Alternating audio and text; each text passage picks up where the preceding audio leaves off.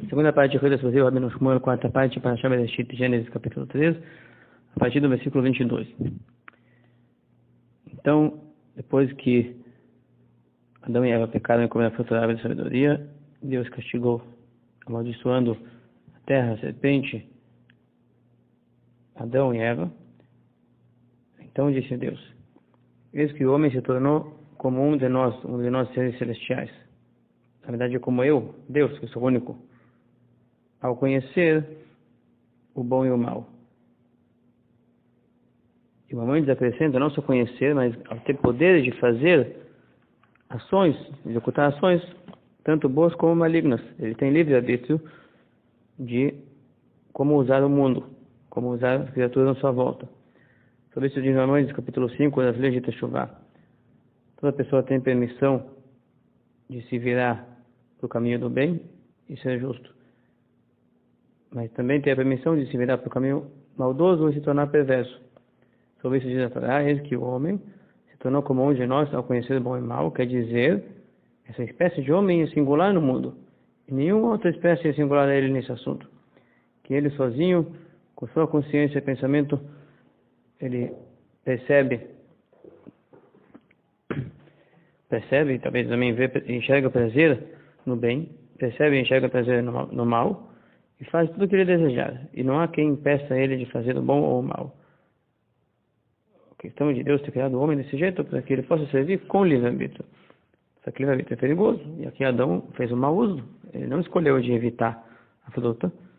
E quem sabe mais o que pode acontecer. Então Deus disse: devo me preocupar que ele vai estender sua mão e tomar também da fruta da árvore da vida, que Deus inclusive não proibiu ele. Ele podia e deveria ter comido a árvore da vida, em vez da árvore da sabedoria. Mas ele optou pelo proibido. Agora ele tinha que se preocupar com essa árvore benigna, se ele vai tomar ela e vai viver para sempre. Então esse Adão, essa pessoa, a forma simples de entender, aquela pessoa específica que consumir aquela fruta e viverá para sempre, vai chegar a manipular as demais criaturas que não vão viver para sempre, dizendo que ele é um Deus, que ele vai se tornar um ídolo, vai mostrar poderes superiores aos demais e se tornar um falso ídolo. E Deus julgou isso aqui abominável, uma criatura usar o seu livre-arbítrio para induzir todos ao pecado e à ilusão e à falsidade. Inclusive vai continuar tendo livre-arbítrio a princípio. Então, a mãe também diz que quando a pessoa começa a pecar demais, pode acontecer que ele seja impedido, por exemplo, de se arrepender. Então não tem mais livre-arbítrio, ele é obrigado a continuar pecando. Ou ele é tirado do mundo, é morto na hora. No caso aqui, Deus não quis matar o homem na mesma hora, então Deus enviou ele, expulsou ele do jardim de Éden para cultivar a terra de onde ele foi tirado. Ao ser expulso, ele foi expulso para o lado leste, lado oriental, oriente do jardim. E para não voltar no caminho do jardim, Deus instalou ali os querubim, que o Urashi explica que são anjos de agressão, de quem quiser passar.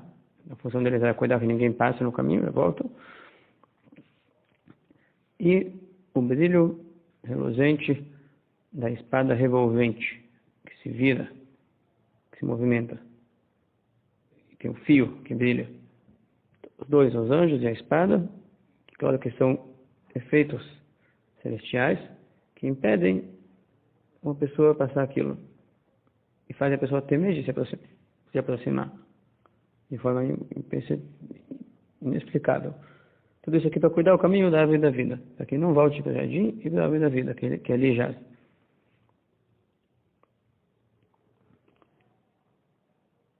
Então aqui tem palavras, mas o que nós podemos entender é que Deus fez com que seria impossível voltar. Capítulo 4 começa aqui. Até agora foi no capítulo 3, história da criação, da situação do consumo da fruta da árvore da sabedoria, e o resultado é a expulsão de Adão do jardim de Éden. Agora volta a falar de coisas que aconteceram da história da procriação dele, sem tocar no consumo da fruta. Então, antes mesmo dele ser expulso do jardim de Éden, ele já conheceu fisicamente sua esposa Eva, que engravidou e gerou Caim. E com isso ela proclamou: agora eu e meu marido se tornamos sócios de Deus, pois ele somente criou nosso corpo e nossa alma. Então nós pertencemos a ele 100%. Mas o nosso filho, nós temos a participação com a formação do corpo dele. E Deus participou com a alma. Então se tornamos sócios de Deus. E junto com Caim nasceu uma gêmea, a quem, pelo se entende, ele desposou. Muitos perguntam com quem eles casavam. Então, o Midrash explica que nasceu com eles gêmeos e é permitido para eles desposar elas, inclusive era obrigado eles desposar elas para cumprir o mandamento de procriar, frutifique e multiplique. E tendo em mente a criação de Adão e Eva, eram que nem irmãos também, dois criados no mesmo momento, no mesmo ambiente, pelo mesmo poder. Então ainda não foi proibido para eles se casar com irmãos. E nasceu gêmeo junto com Caim, que parece que ele desposou. Depois aumentou a produtividade de Eva, de Havá, e ela gerou o seu irmão, junto com o Abel, junto com ele, duas gêmeas.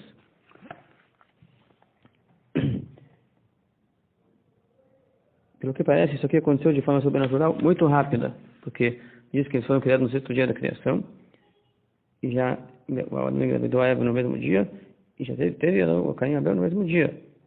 Depois todos foram expulsos do jardim. E como falamos antes, eles deram da fruta para todos ali presentes, animais inclusive, então claro que deu também para os filhos. De qualquer maneira, voltando aqui para a questão da família do Adão, já expulso do jardim, Hevel se tornou um pastor de rebanho. Ele disse assim: Deus amaldiçoou essa terra para que não dê produção, então eu não vou mais me envolver com a terra, vou tentar tirar meu alimento de algum ser não amaldiçoado. E com isso ele foi criar rebanho, lembrando que não podia ainda comer carne, mas ele podia tirar dali leite, lã e queijo, eventualmente. E Caim cultivava a terra. Assim era a divisão. Depois de um tempo, Caim foi trazer da fruta da terra uma oferenda para Deus. Isso aqui é óbvio que eles tinham que ter visão profética e instrução sobre isso. É impossível imaginar que alguém traria oferenda sem ter nenhuma solicitação de fazer assim. Então é óbvio que eles todos já tinham visão profética e foram instruídos como seria Deus. E parte do serviço era fazer oferendas. Então, oferecer daquilo que se produz. Caim trouxe dos frutos da terra que ele produziu. 3 opiniões. Qual foi sua oferenda? Uns dizem da pior espécie, selecionou o pior produto, que não queria usar para ele. Outros dizem simplesmente era semente de linhaça, de linho. E outros dizem, ele não fez questão que seja o pior, mas ele não selecionou. Ele não fez questão que fosse o melhor. Diferente dele, o Abel, o Hevel, também trouxe oferendas, mas ele fez questão de trazer os primogênitos que ele mais considerava, que a primeira produção, o início de cada sucesso que ele teve, ele deu para Deus, ou os mais gordos, os que mais deram certo e cresceram, engordaram. E Deus se voltou para a oferenda de Abel. Para Abel, a pessoa, e para a sua oferenda. Como assim se voltou? De novo, a gente precisa de uma explicação natural oral. Como é que seria essa manifestação? Então, Rashi explica. Desceu um fogo celestial e consumiu sua oferenda. E da mesma forma, sempre no templo, com as oferendas no tabernáculo, no deserto e no templo, e com Elias, descia um fogo celestial e consumia as oferendas. Esta é a forma de mostrar que a oferenda está sendo aceita e bem feita. Enquanto isso, ao cair na sua oferenda, Deus não se voltou, então não veio o fogo celestial. Ficou lá a oferenda em cima do altar, sem o jeito que ela foi colocada.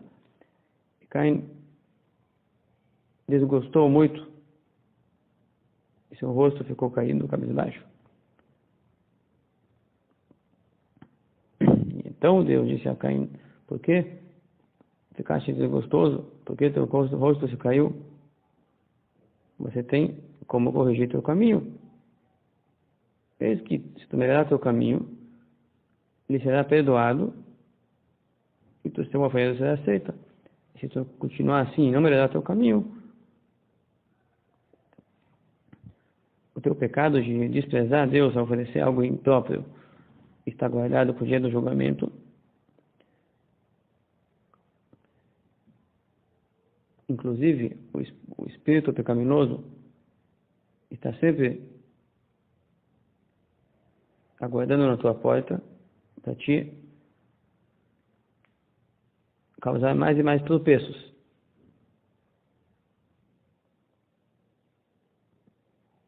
E o teu mau instinto deseja te conquistar, ele deseja conquistar você.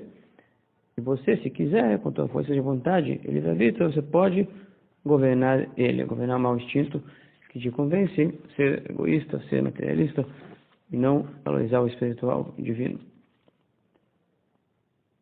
Mas Caim não conseguiu superar seu mau instinto. Em vez disso, ele começou a sentir muito mal a disputa com seu irmão. Não importava para ele que Deus estava bem vendo ele, sendo bem Cristo ou mal Cristo perante Deus. Importava a ele que tem alguém no mundo que seja melhor do que ele. Então, ele começou a conversar com o irmão, procurando se ofender, procurando criar um suposto motivo de briga para poder matá-lo. E com isso ele evoluiu para ódio e briga contra Abel. Quando eles estavam no campo, a princípio sozinhos, Caim levantou para Eber, seu irmão, e matou ele. Logo vamos ver como é que ele matou se não sabia como matar. É a primeira vez que alguém assassinou alguém. Mas foi decretado que houvesse morte no mundo desde da alimentação com a fruta da sabedoria.